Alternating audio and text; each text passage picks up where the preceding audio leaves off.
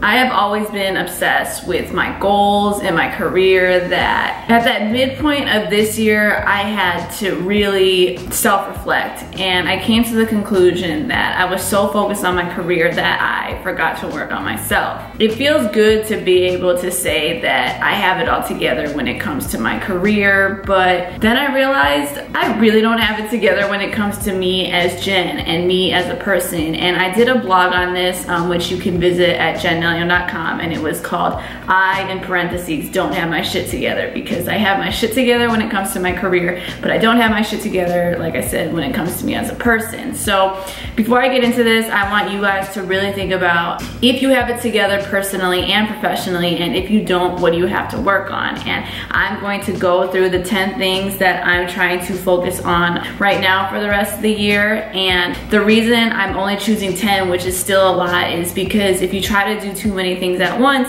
you end up not accomplishing any of it. So I'm gonna go through my 10 things, and maybe one of these 10 things or a few of these 10 things will inspire you to want to work on the same thing. Number 1, no credit card debt. If you keep up with my blog, I am obsessed with my credit. Like, I check my credit score every day on Credit Karma, and I really had terrible credit, like 500's terrible, sometime last year, but now I'm like really close to 700, and my goal is to have 700, but if I hit 720, that's when I will never talk about it again. Number 2, my own house. So I've been in LA for almost 5 years now, and the amount I've paid on rent is pretty ridiculous, and I realized that all that rent money could have went to something that I could keep forever, such as my house.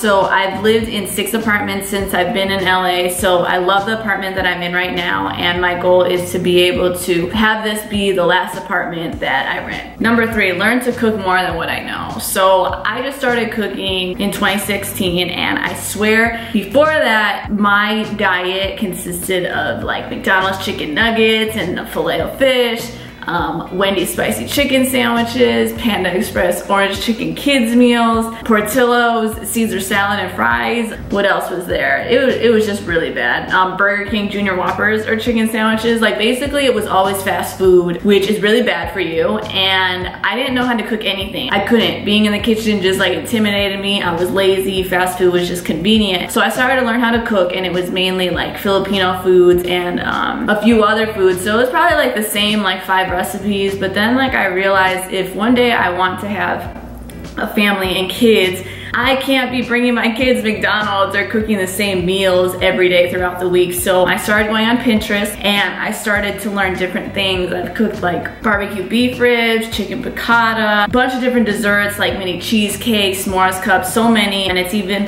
a segment on my blog called If I Can Cook It, You Can Cook It. So I'm putting the recipes on there, but I wanna learn how to cook just because like I just wanna, you know, I'm thinking about my future, and that's what inspires me. Number 4, I need to stop losing everything. So that's something that I'm really, really bad at. I don't want to say I lose it because like I never find it, but it's more like I misplace it. But I need to be more organized, because I'm one of those people where it's like something could be super messy, and I'll know where everything is. So that's something I definitely need to work on. Number 5, clean more. This ties in, you know, with being more organized. So like I can clean, but then throughout the week when it's like I'm looking for something to wear, I get caught up with work, everything turns into a tornado. So I want to be able to clean more. Number 6, I overthink everything. I don't know why I do it, but I just do, and I feel like I spend so much time overthinking that like I either end up doing it or not doing it, and wasting so much time overthinking. Number 7, I am so inconsistently consistent. So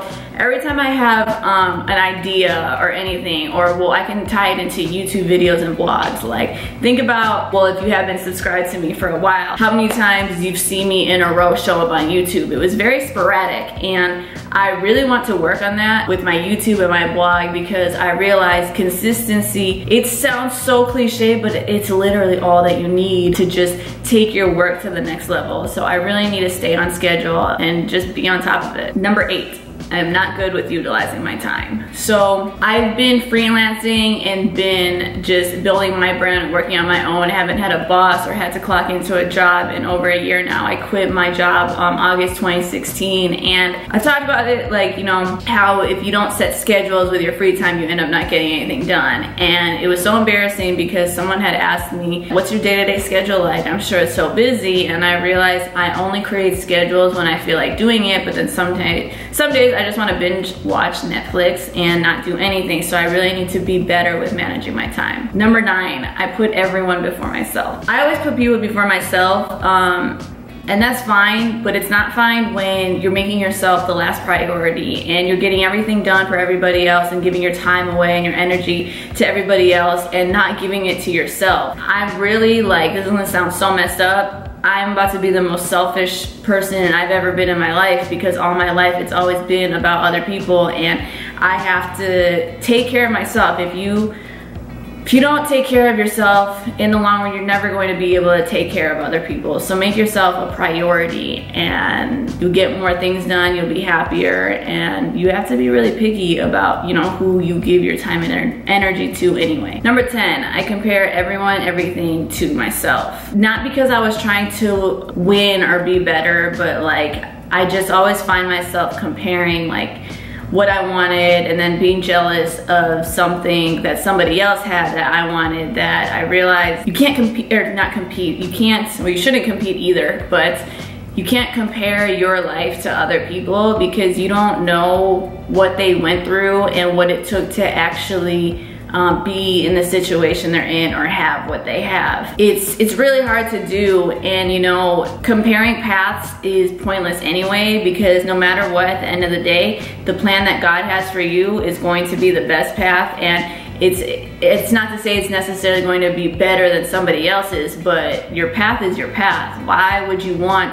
any other path and when you look at somebody else's path? So I really need to stop doing that, because that's still a problem that I have today. People say you can't have it all, you can't have it both ways, but I'm really trying to have both. Like I said, I feel like I have it together for the most part when it comes to my career, but as a person, there's just so much that I need to work on. So I want you guys to, at the end of this video, hopefully it inspired you to want to fix things about yourself. And if there are certain things that you want to fix about yourself, maybe it was one of the 10 things I said or something else, comment below and let me know, because I'd really be interested in what you guys want to work on. And like I said in the beginning, don't try to do too much, because if you try to do too much, it won't get done. And just look at it as like, progress is progress no matter what. So do you have your shit together personally and professionally? If you don't, what do you need to work on? Get your shit together.